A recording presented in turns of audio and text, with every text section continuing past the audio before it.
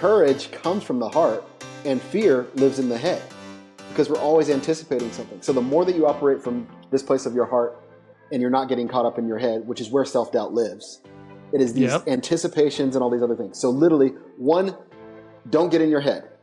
Like, externalize it as soon as possible. This is why the fear log is important, being able to name it so you can tame it. Ambiguity amplifies anxiety. But the second is don't do it alone. Welcome to the Written Word Podcast, the podcast for authors who want to build a successful writing career. I am Ferol Vernon, and this is the Written Word Media Pod. Okay, welcome to the Written Word Media Podcast. I am Ferol Vernon, and today I have Jonathan Graham with me from Daily Courage. Jonathan, how you doing, man? Doing great. Thank you. Pleasure to be here. Yeah. Thanks for joining us. So Jonathan runs a company called dailycourage.com, and you have spent the last little chunk of your time focusing on courage. So I'm really excited to talk about how this applies to authors and how courage can be an asset for them. But how did you get into this? How did you pick courage as the thing that you wanted to focus your career on? Yeah, I had no idea that this is what I was going to be doing, but I'm so grateful that I am doing it. So I spent the last decade plus in Silicon Valley working at a number of different companies. Most recently, I spent the last 5 years working at Apple. And I had 2 entrepreneurial failures before that.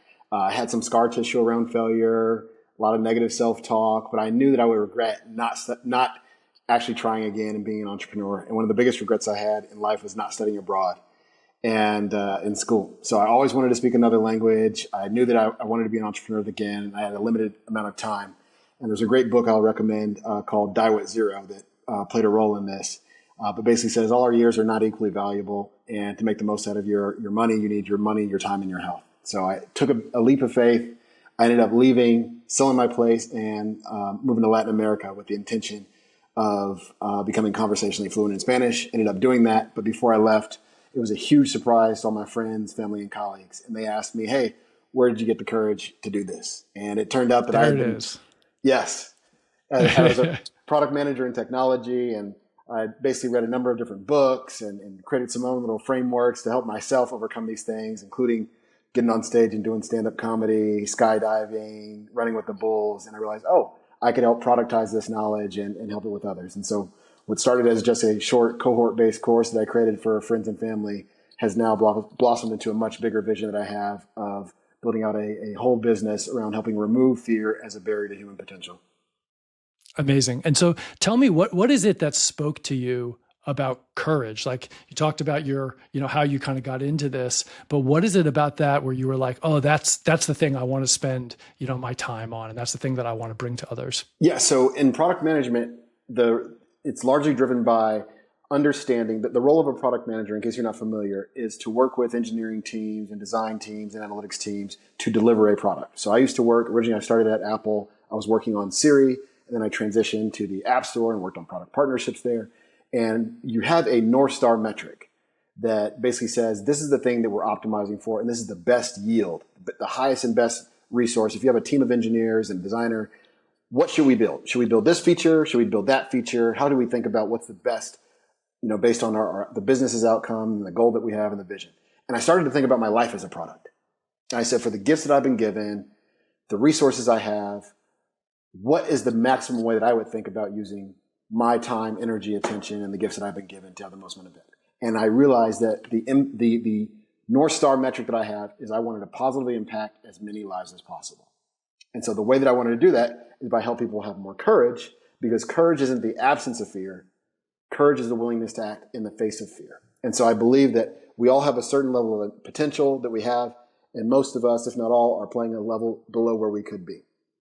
And to the degree that fear plays a role in that, I wanted to help close that gap. So that's my life's goal, is to positively impact as many lives as possible by helping people have more courage. So whether it's writing a book, publishing a song, having an uncomfortable conversation, leaving a job, leaving a relationship, all these things are a global tax on fear. A global tax on fear is a global tax on society. And so fear is at the root of those things. Got it. Okay.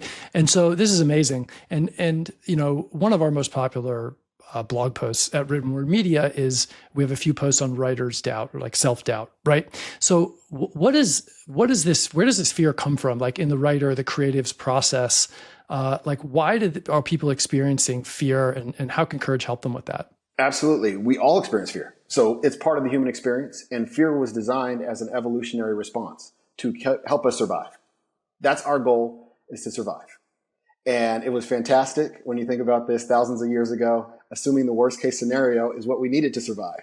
If we're on the Serengeti and you hear a rumble in the bushes and you're wondering, oh, is it a lion or is it a giraffe? Well, it's in our advantage to assume the worst case scenario so that we can survive.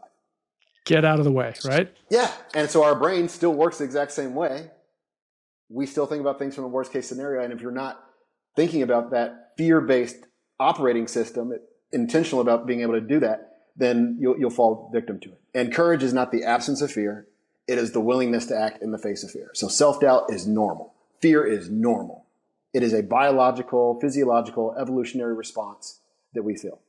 The problem is when we have excess amounts of fear that is more than we actually need. And that's where it keeps us stuck. Got it. That's amazing. I think that's really important because, a lot of our writers and the folks listening, it can often be a very solo endeavor, right? It's like you and your keyboard and you can experience this. So I think it's really important that everybody hears, from Jonathan, who's an expert in this, that this is normal, right? Like everybody's experiencing this. It's not that the writers that are out there succeeding are somehow magically, not experiencing this emotion. They are too, but somehow they're getting over that. And so Jonathan, how do people do that? Like what's the physiological or psychological response that allows people to get through this fear? Yes. So the first step is, there's three things that I want everyone to make a habit. If you do these things, they will change your relationship with fear, because I know it personally, and I've also helped over 137 people do it as well. The first is writing that down. So I want you to create a fear log.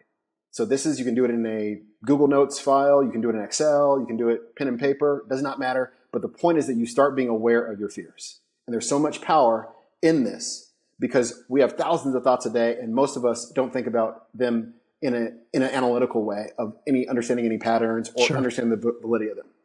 So there's a law that says so literally in the fear log, I want you to do is, what is the scenario? So I might be at my keyboard. I'm about to press send, and I have some sort of anticipation of an unwanted experience or outcome.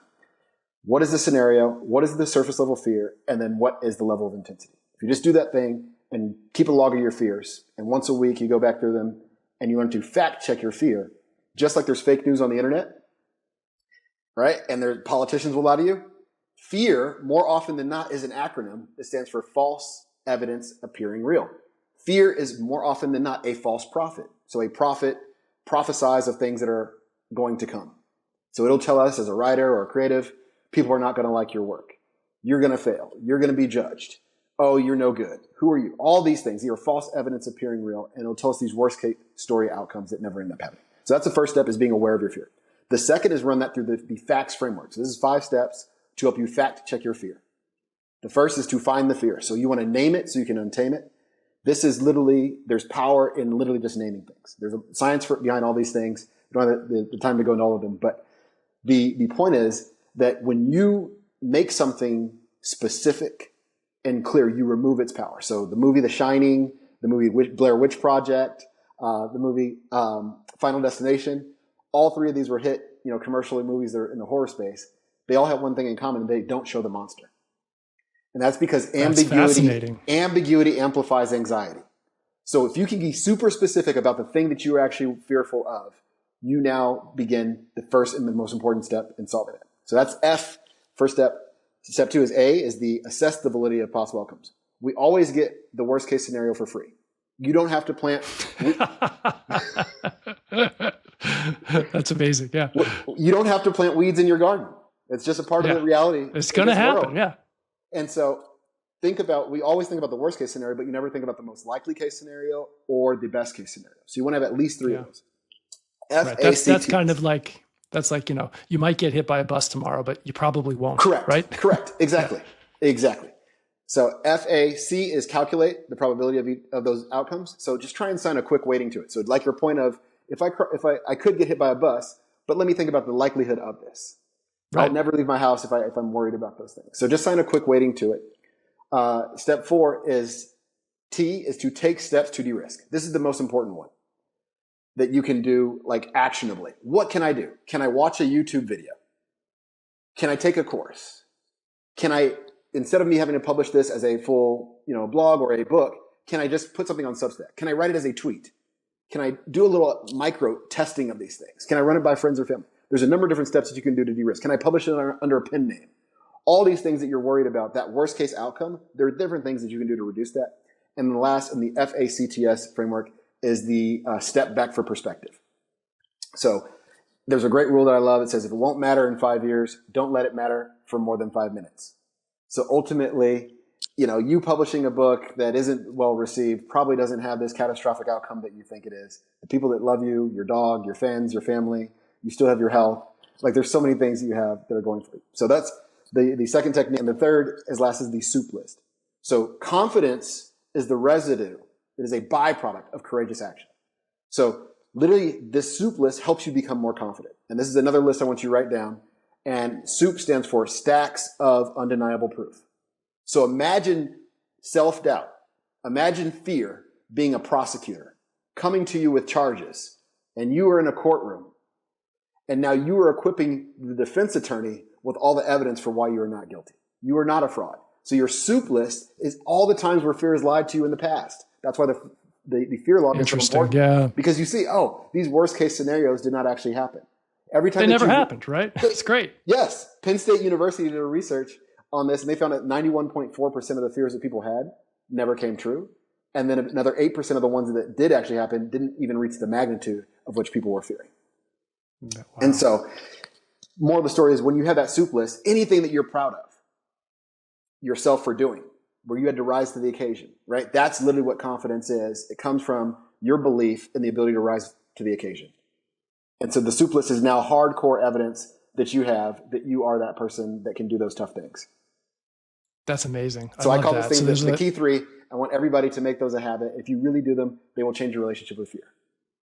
That's amazing. And I love how actionable and like easy to remember that stuff is. And so this, I think a lot of people listening, these are writers, largely. We have some creatives that are sort of ancillary, but mostly these are authors. And I think they often wrestle with this self-doubt. And a big part of that is like, is my work good enough, right? I think that's really common when I speak with authors. That's like one of the most common fears. And so do you have anything specific? Obviously, the things you just mentioned are amazing. Anything specific to sort of the creative process that you think is especially applicable that might be less applicable to the general population? Or is this sort of fear really just related to more generally the things that we're scared of? No, this is great. I would say if they haven't already, I would say Julia Cameron, who wrote a book called The Artist's Way, all about creativity. That should be in your library. Rick Rubin has a book called The Creative Act. In there, he says, I loved that book. Okay, perfect. He's got some great, even if you don't want to read the book, you can go watch a podcast interview with him. And in there, he basically says, your creative work is a gift to God. And it's not for you to criticize in doing that. And it's to express. And your job is to just do the best that you can do.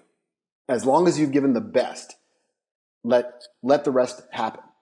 The Inner Game of Tennis by Timothy Gallway. It's a book. It's about tennis, but it's all about the mind. I think those are really great. Stephen Pressfield is a writer that I love. His book, The War of Art, all about the creative process. His book, Turning Pro, and just understanding the process that you are doing something that is inherently going to require risk for a sense of social risk in doing something. And the way that you get good at it is by going through it. It's not, you're never going to become better by avoiding it. And every writer will tell you that. And even to the degree of fear being false evidence appearing real, one of my favorite books, The Alchemist by Paulo Coelho. This is a classic book favorited by Oprah Winfrey and Matthew McConaughey, many, many different celebrities. This book sold like all of 2 copies in its first 6 months. The author talks about this. It sold like millions of copies now, right?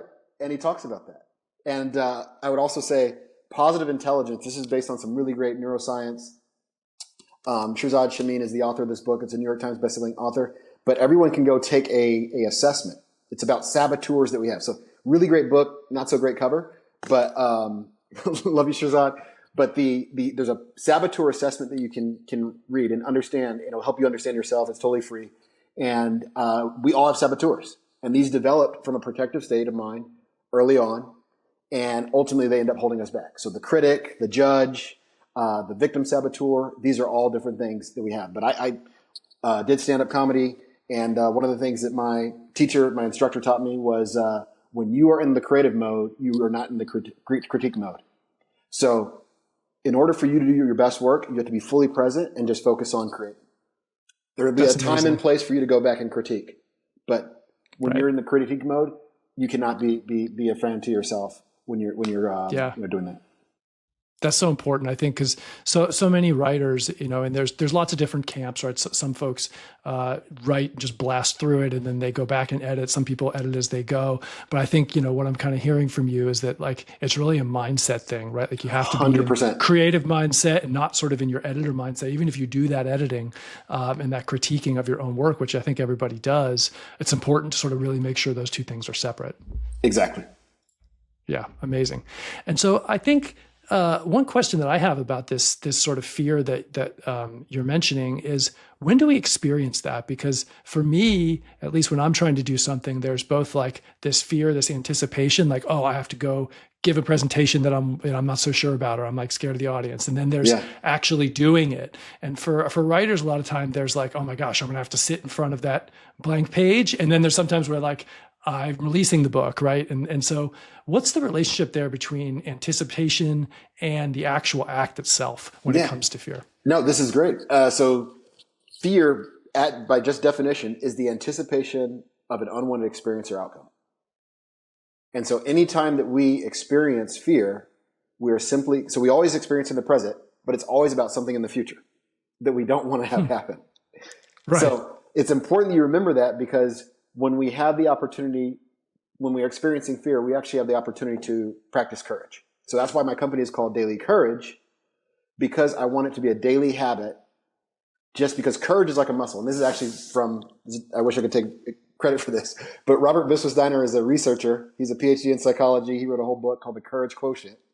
And he was, by the way, Jonathan, can I just, I love that you have all these books like right there. And for those of you listening or on video, Jonathan is like pulling up like these incredible books of like all the things that he's talking about. He obviously has his library close by, which is really cool. Anyway, go ahead. Yeah. Robert wrote a great book. He's a happiness researcher and came across the connection between courage and happiness. And in here, he says that courage is like a muscle. And so just like any muscle, in order for it to grow, whether it's your biceps, your triceps, your quads, you have to experience discomfort. And you have to do it repeatedly over time. And so courage is the exact same way. Fear is simply the anticipation of an unwanted experience or outcome. So whether it's me doing my taxes, worrying about publishing an article, my newsletter, publishing content, it's always about anticipating some experience, some feeling that I don't want to have, and me thinking about that. And so courage is the willingness to act in the face of fear. And so simply acknowledging that that's part of it, and that the way that you become more courageous, the way that you become stronger, is literally by doing it. So courage is the muscle, fear is the weight. A 10-pound weight is a 10-pound weight. Fear will never go away. But as you get stronger, lifting a 10-pound weight becomes easier. And so as you do these courage reps, you see that your courage muscle becomes stronger. And so over time, the level of intensity, the duration, and the frequency all become smaller. So you're able to deal with fear in a much better way. It's like playing whack-a-mole. You just get better at knocking it out. So let me ask you this, and I'm sure this is something that everybody is thinking right now as they're listening, is like, do I ever get it to a point where it doesn't actually feel scary? Like, can I practice this muscle so much that I'm never worried about the outcomes? Or is it really, this is always something that you deal with and it just gets a little bit softer? Yeah, I think there's a point where it becomes negligible, where you're able to see it for what it is. So I've done this literally hundreds of times in my head, the fear log. And like, whether it's public speaking, going up to someone, as a stranger, publishing something, I'm able to spot it. And then I'm able to, that's why it's habitual. I'm able to fact check my fear in real time. And I'm like, oh, okay, now I can spot it. And this is something that you just get better at with anything else. But Steph Curry, they will tell you, many of the world's best performers, they still experience anxiety, which is another form of fear. And this is really important as well. And this is why the soup list is so important for you to do, because it's really not about the event. So I have a phrase that I say, separate the sting from the story. The sting is the event, the outcome that we don't want to have happen that carries the emotional pain. But the story is what we attach to it. And that's so important. And so if I tell myself a story that because people didn't read my article, or I didn't get enough clicks, or I didn't get views, that means I'm not worthwhile. Interesting. That's the hard thing. That's the part that limits us. But if I have a different story that says, oh, you know what? This is actually on the path to greatness. I have a story that says, oh, you know, so-and-so faced bankruptcy too. They faced failure too. This is what it means to be great. This is what it feels like to get better. It's so important. So the sting is inevitable in life. We will fail. We will get rejected. That is inevitable. But it's so important that you understand the story that you're telling yourselves. Yeah, that's amazing. Yeah. And I think, it's really interesting because I think that's a very useful mindset because, our listeners are all storytellers, right? And so you're telling yourself some story that may or may not be true. And I think the thing that I think is really empowering about what you just said is that you're in control of that story, right? Like you get to tell yourself whether that story is true or not, and you get to guide it. And I think that can be really motivating for people once they're able to grasp it. 100%. Yeah. So we talked about a couple of practical behaviors. You talked about keeping your fear log, which I think is such a cool idea. I'm totally going to do that starting tomorrow, by the way. But what are some other things that people can do? What are some other techniques? Like obviously there's the author that's sitting down at their computer for a writing session. We talked about that a little bit, but as they're going around the other parts of their life, reading reviews, maybe getting a rejection letter from an editor or from a publicist or somebody like that. What are some other techniques that people can use on their daily life to try to build courage? Yeah, I think the number one thing is don't stay in your head. Don't stay in your head. And so literally the word courage, by the way, courage comes from the root word of courage. So I lived in Latin America. I was learning Spanish. How you say Spanish in courage in Spanish is coraje. And how you say corazón is how you say heart. So the root word for courage comes from French. That was the first etymology of it, was to express one's heart. And so courage comes from the heart, and fear lives in the head because we're always anticipating something. So the more that you operate from this place of your heart and you're not getting caught up in your head, which is where self-doubt lives, it is these anticipations and all these other things. So literally, one, don't get in your head. Externalize it as soon as possible. This is why the fear log is important, being able to name it so you can tame it. Ambiguity amplifies anxiety. But the second is don't do it alone. And so this is really why the work that I do, I never do it one-on-one, because courage is contagious, but so is cowardice. And so there's power. Interesting. There's so much power in other people's stories and their shared experiences. So when you read a biography of someone, an autobiography, even their Wikipedia page, there's a sense of community and understanding that this is, I'm not alone in this. But when you are going through an experience, all experiences in life, whether good or bad, are better shared. And so for you to be in community, have a small writing circle, have other friends or buddies, an accountability pod, but just small wins that you can have and just an understanding that makes a world of difference. Got it. Is there, because these kinds of groups occur very naturally for writers. There's people that review each other's work, people that help get each other unstuck, they share tips, all that kind of stuff. And we've heard time and time again how valuable those sort of micro communities are for creatives and specifically for writers. Is there a number? You said, courage is contagious, but so is cowardice. Is there an ideal number for one of these groups? Is 3 good enough? Is it better with 10? Is it worse with 10? How do you think about the size of the community when you're trying to build this muscle? Yeah, as small as 3 is plenty. I mean, even as small as 2.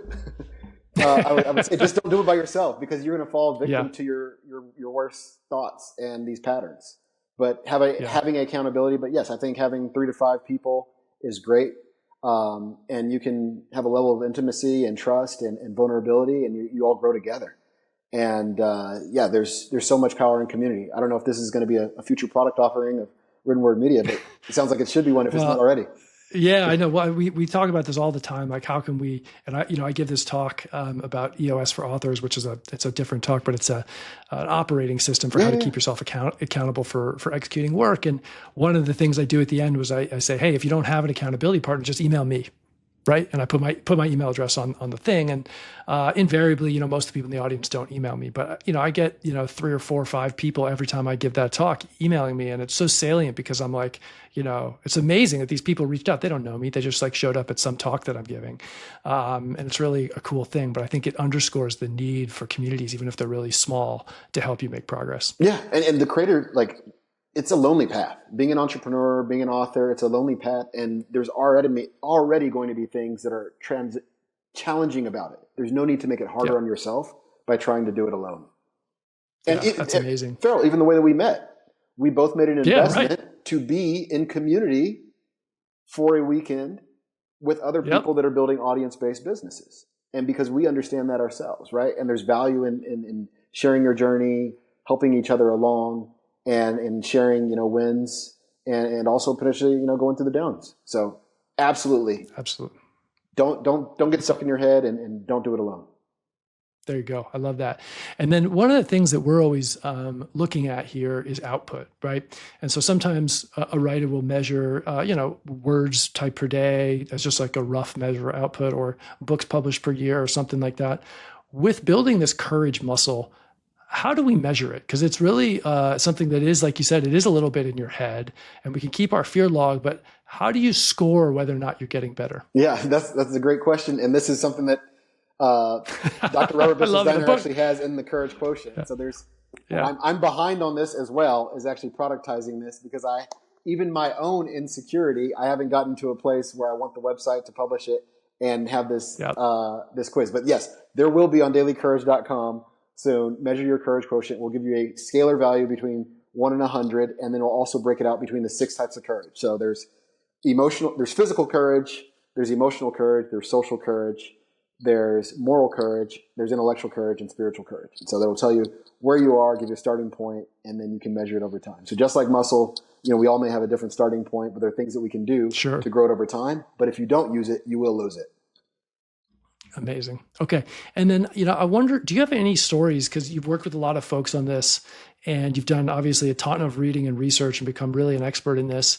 What are some like salient stories where somebody has overcome courage and it's really like transformed what they've done? Or, obviously we're looking at the creative aspect of this thing, but, what are the kinds of examples that you can share with somebody who's like made a big breakthrough? And I'd love to just hear a little bit more about that. Oh yeah. People who've started building brands on social media, help a number of people do that. That's a very common thing, the courage to create. So many people have been wanting to build a personal brand. They see the value of having an audience in doing that. One of my other students just submitted an LOI. They got accepted on a business, so buying a plant nursery.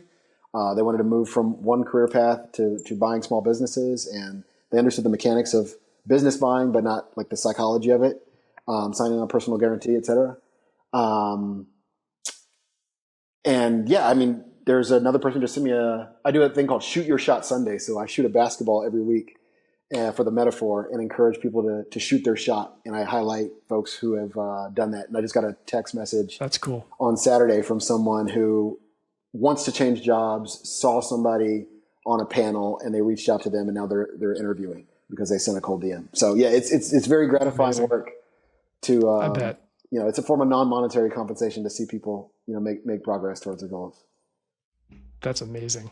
And I want to just touch briefly on authenticity here, because, there's one school of thought that's like, hey, fake it till you make it. Like if somebody is, pretending, right, this is imposter syndrome stuff. Hey, I'm pretending that I'm doing this, but I'm able to get over it. Does that help me with courage, or is that a way of sort of skirting the issue and just getting by the actual event itself? I'm so glad you brought that up. So Nassim Nicholas Taleb, who you may know, he's an author, worked on Wall Street. He's written a number of different books, The Black Swan and Fooled by Randomness. He actually has a quote that says, "Courage is the only virtue you can't fake."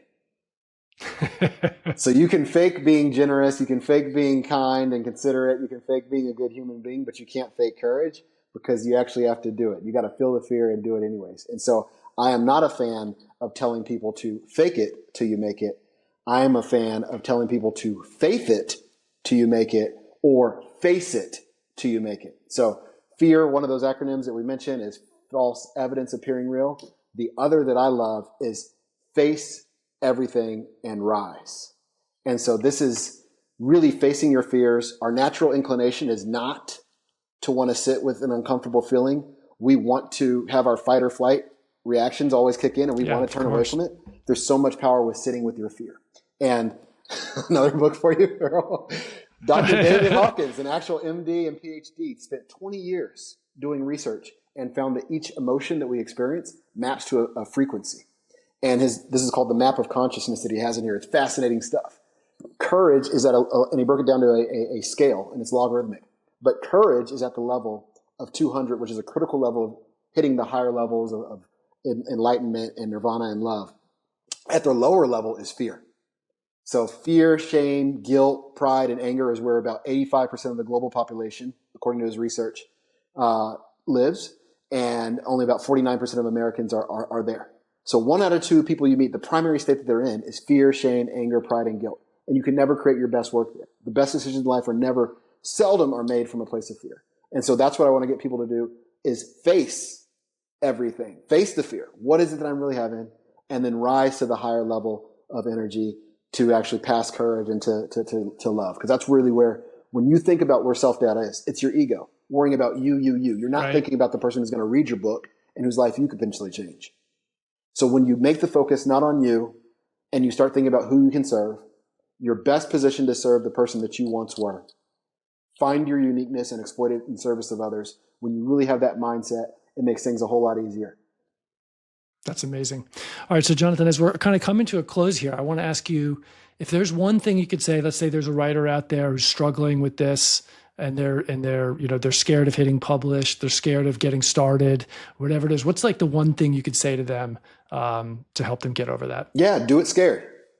Do it scared. This is what I love that. This changed my life. So it was literally like an aha moment for me. So one of my really good friends told me her dad told her this, and she was like, do it scared. And I'm like, oh. So many of us interpret fear as a stop sign. Because I felt fear, it means that was a permission for me not to do anything.